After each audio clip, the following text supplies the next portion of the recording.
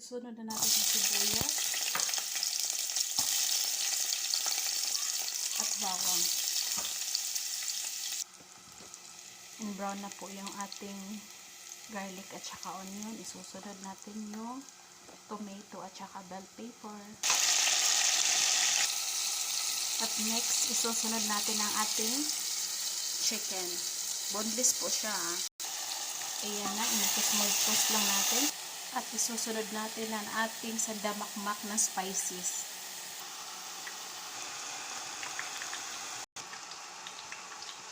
Maglagay tayo ng chili powder para may konting sipang anghang.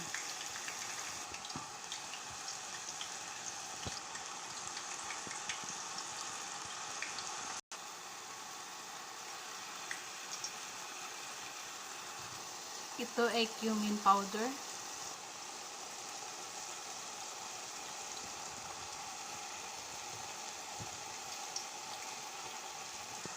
At maglagay din tayo ng isang cubes ng chicken broth.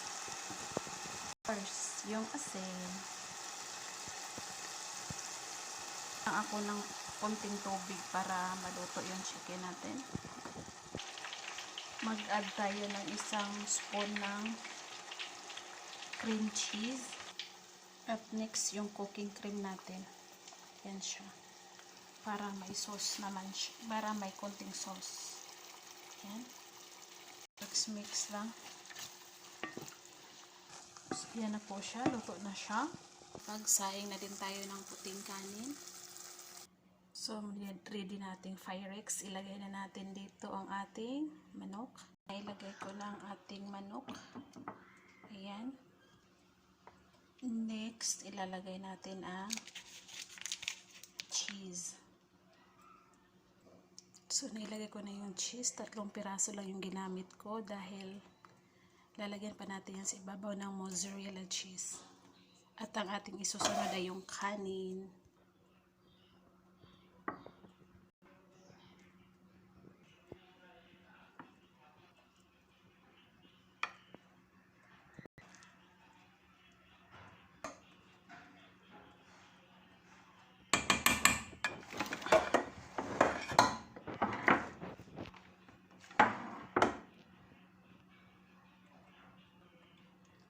Flat lang natin yan.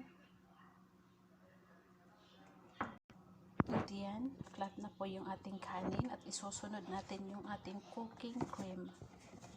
Ayan po. Ayan pala.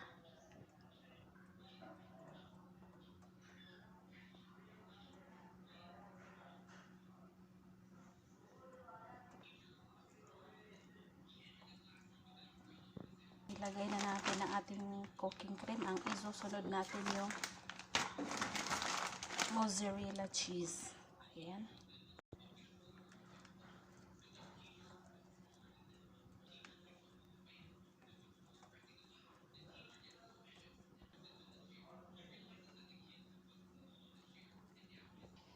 So yan, tapos na natin ilagay ang ating mozzarella. So ilagay na natin to sa oven ng 180 degree hanggang maging golden brown na yung cheese sa ibabaw. Yan, nasa oven na siya. Hintayin lang natin hanggang mag golden brown na yung cheese sa ibabaw.